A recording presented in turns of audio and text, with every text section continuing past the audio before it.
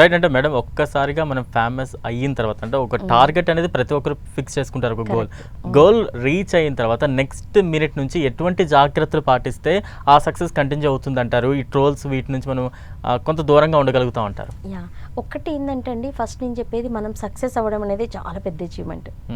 ఒక ఆ పాయింట్ అంటారు చూడండి, నెంబర్ 1 స్థాయికి వాళ్ళ ఫీల్డ్లో దానికి చాలా ఎఫర్ట్స్ అవన్నీ పెడతాం. సో పెట్టిన తర్వాత నిలబెట్టుకోవడమే చాలా ఏమంటారు, చాలా కష్టమైన పని.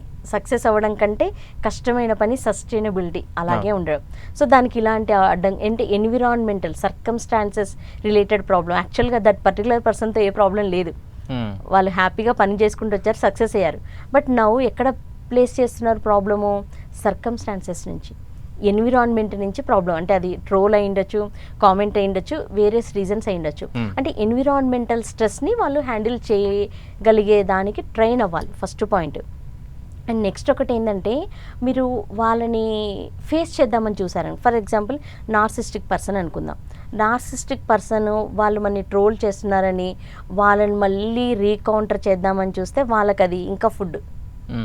అందుకని అంటే మామూలు వాళ్ళు అర్థం చేసుకోలేరు వాళ్ళు నార్సిస్టిక్ ఎవరేంటంటే, సాధారణమైన వాళ్ళకి అసలు వర్డ్ కూడా కొంతమంది తెలియదు, రైట్? సో కాబట్టి ఏంటంటే కొంతమందిని ఇట్స్ లైక్ థ్రెట్ అని తెలిసినప్పుడు స్మూత్గా వాళ్ళని ఇంకేదో అని చేద్దామన్న దాంట్లో కూడా వెళ్ళొద్దు.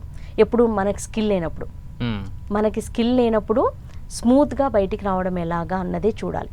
Okay, if you are trained దాన్ని ఎలా హ్యాండిల్ చేయాలో చూడడం, that is secondary completely. Okay, first of all ఏంటంటే వాళ్ళకి మాటకి మాట అన్నారా, మీరు వాళ్ళ ట్రాప్లోకి వెళ్ళిపోయినట్టే. ఓకే, వాళ్ళు ఎంజాయ్ చేయడం మొదలు పెడతారు.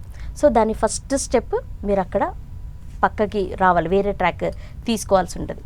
సెకండ్ స్టెప్ ఏంటంటే, వాళ్ళు అటెన్షన్ సీకింగ్ కోసం చేస్తున్నారా, దేనికోసం చేస్తున్నారా అని చూడాలి. ఇప్పుడు చాలామంది ఏం చేస్తారంటే పర్సనలైజ్ చేసుకుంటారు. ఇప్పుడు వాళ్ళు ఒక కామెంట్ చేశారు, బ్లేమ్ చేశారు, నాకేం అసలు యాక్చువల్గా వాళ్ళు తప్పు చేయలేదు, కానీ నిజంగా వాళ్ళ కామెంట్ని వీళ్ళు రియల్ అనుకుంటారు.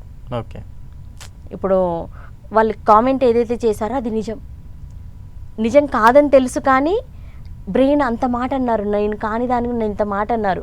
సో ఆ సైకిల్లోకి వెళ్ళిపోతారు, తీసుకోలేకపోవడం. దాన్ని ఏమంటారంటే పర్సనలైజేషన్ అంటారు. సో ఫస్ట్ సెకండ్ స్టెప్ ఏంటంటే పర్సనలైజ్ చేసుకోవద్దు. అంటే ఇది ఎదురుంగ person behaviour, attitude related, conduct related issues ఇవి. ఓకే, సో మీరు వెళ్ళి సాల్వ్ చేయలేరు వాటిని. సో కాబట్టి పర్సనలైజ్ చేసుకోవద్దు. ఆ పర్సన్ అలాంటి వాళ్ళు ఇంకా అలాగే వాళ్ళు మాట్లాడతారు. ఓకే, ఎవరైనా ఎక్స్పర్ట్స్ ఉంటే వాళ్ళు మారుస్తారు. ఇది సెకండరీ.